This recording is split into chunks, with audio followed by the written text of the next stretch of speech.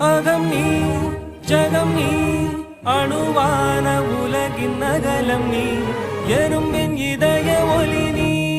களிரின் துதிக்கை கனமும் நீ